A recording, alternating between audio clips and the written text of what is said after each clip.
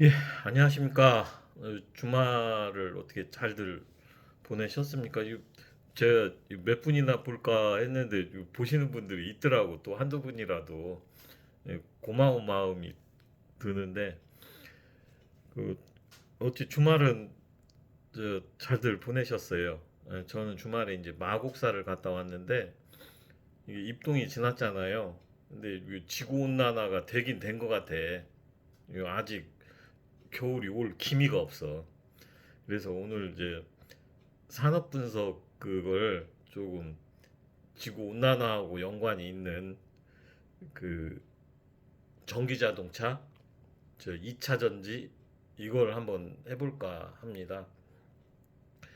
이게 이제 주식 유튜버를 하시는 분들 저도 유튜브를 가끔 보는데 전문적인 분들인 것 같아요. 아주 실력이 좋으신데 이제 저는 이제 이 길바닥 투자자잖아요. 로드 파이터.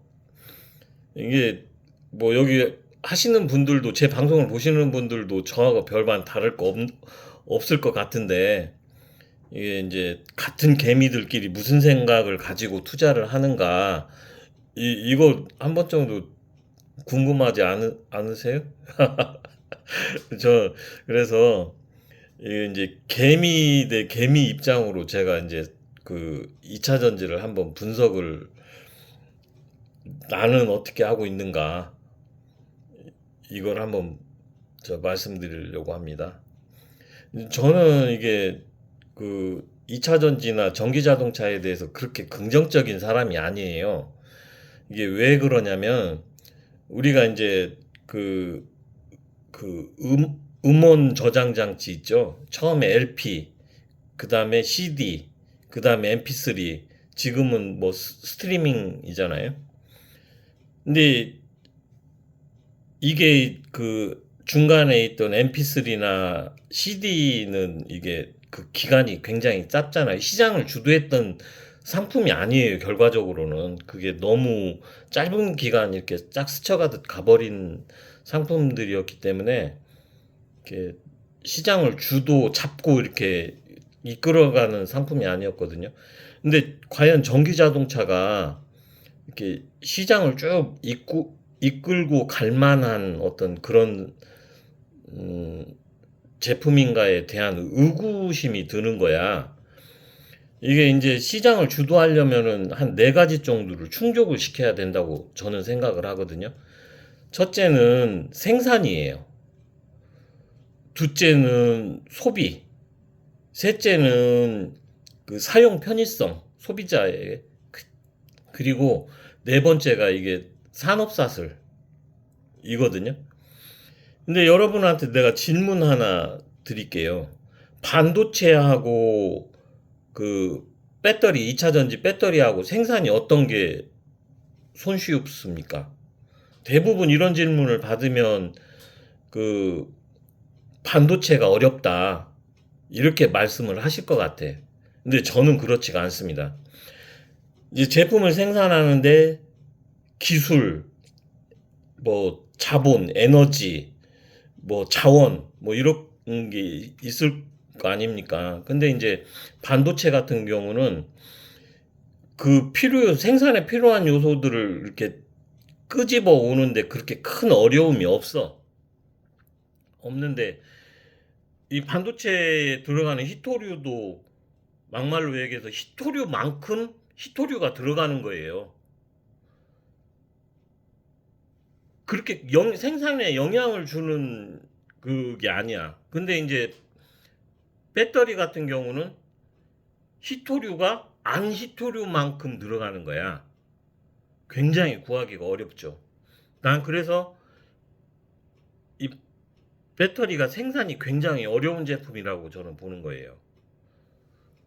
두 번째가 이게 제품 판매인데 솔직한 얘기로 저 전기자동차 정부 지원금 없이 그거 미국이나 중국에서 정부 지원금 없이 그렇게 팔릴 것 같습니까? 안 돼요. 판매도 별론 거야. 소비 편의성 여기저기 막 불나잖아요. 뭐 산업사슬도 마찬가지예요. 이게 원래 이제 그 자동차 생산업체하고 배터리 생산업체하고 이게 갈라져 있지 않습니까? 그러면 여러분 생각해 보세요. 자동차 회사에서 왜 배터리를 생산하지 않는가? 이런 것을 한번 정도 생각해 보셔야 하거든. 근데 이게 배터리 업체는 기존의 화학 업체들이 기존에 갖고 있던 설비를 이용해서 생산을 하는 거기 때문에 그렇게 큰 어떤 그 고정 자산에 대한 투자가 없이 할 수 있는 거야. 근데 자동차 회사에서 배터리 공장을 세우는 건 전혀 다른 문제가 돼 버리는 거지. 그래서 이 자동차 그러면 이게 자동차 회사에서도 야, 니네 큰 돈 들여서 이게 좀 장기적으로 갈 제품 같으면은 뭐 생산을 하겠는데 왜 안 하냐? 왜 안 할까요? 이게 저 그 일론 머스크인가? 그 사람이 뭐 자기 배터리 공장 짓는다고 어쩐다고 막 큰 소리 치던데 난 그 사람 그거 못 진다고 생각해요. 왜? 질 수가 없어. 왜 그 사람 머릿속에서 이미 이 전기 자동차가 장기적인 어떤 시장의 주도 상품이 될 것인가에 대한 의구심을 갖고 있는 거야. 내가 봤을 땐.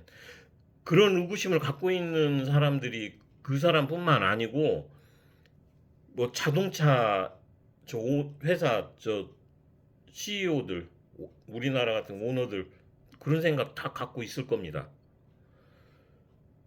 이게 그 심지어는 저는 이런 생각까지도 해요. LG 화학에서 LG 에너지 솔루션을 떼어냈잖아요.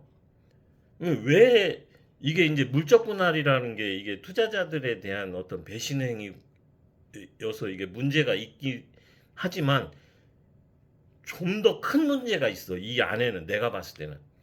왜 그러냐면 LG 에너지 아니 LG 화학의 주주 입장에서 이게 대주주 입장에서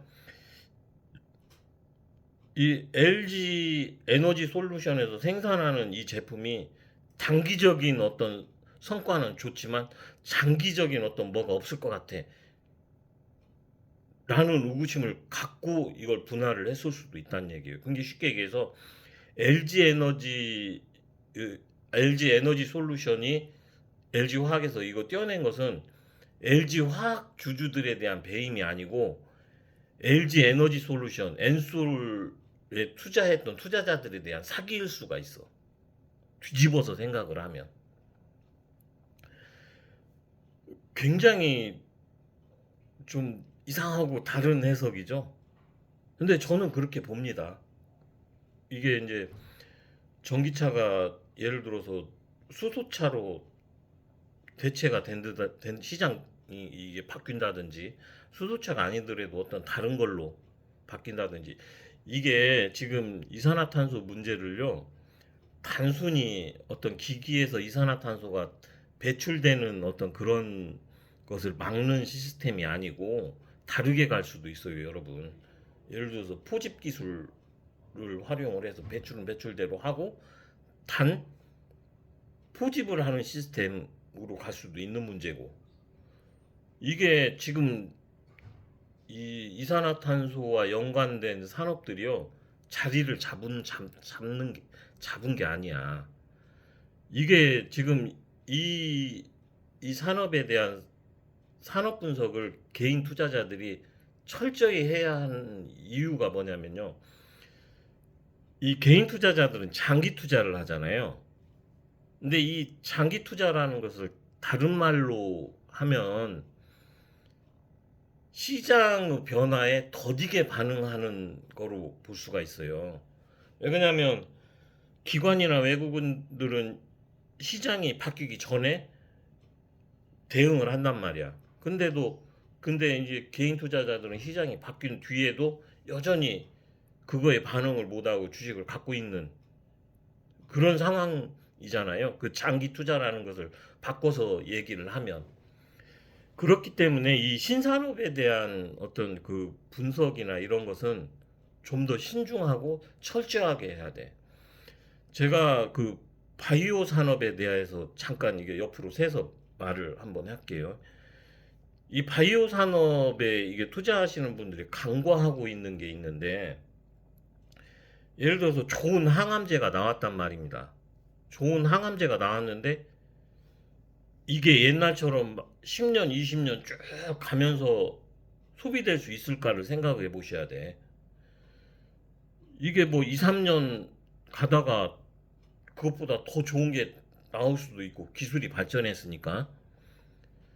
근데 이 제품을 개발해서 생산하는 데까지는 너무 많은 시간과 자원과 에너지가 들어가는데, 자본과 에너지가 들어가는데, 얘가 시장에서 2, 3년 써먹다가 버려진다고 보면은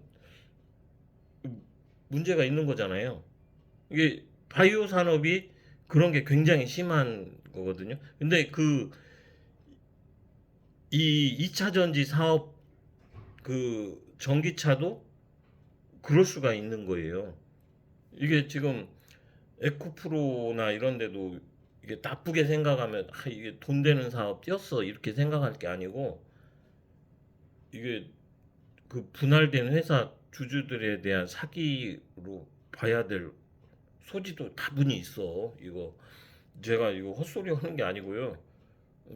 이게 좀 지켜보면 됩니다. 그 이게 다른 이제 산업 분석을 좀 더 이제 해보고, 제가 이제 이 얘기는 중복해서 이렇게 몇 번 더 해야 할 것 같아요. 왜 그러냐면 이제 여러분도 아시겠지만 제가 뭐 대본이시 방송을 하는 게 아니잖아요. 그래서 조금 이렇게 이제 방송을 하다 보면 말문이 막혀. 왜 그냥 머릿속에서 생각이 정리가 빨리빨리 안 되는 것 같아. 네, 아무튼 오늘 처음으로 산업 분석이라는 걸 했는데, 이제 이게 비전문가 분석이라고 이렇게 막 이렇게 폄훼하시지 마시고 좀 한 번 정도 이런 시각도 존재할 수 있구나라는 것을 한 번 정도 이렇게 생각에 두시면 그렇게 나쁘지는 않을 겁니다. 예, 여기까지 하겠습니다.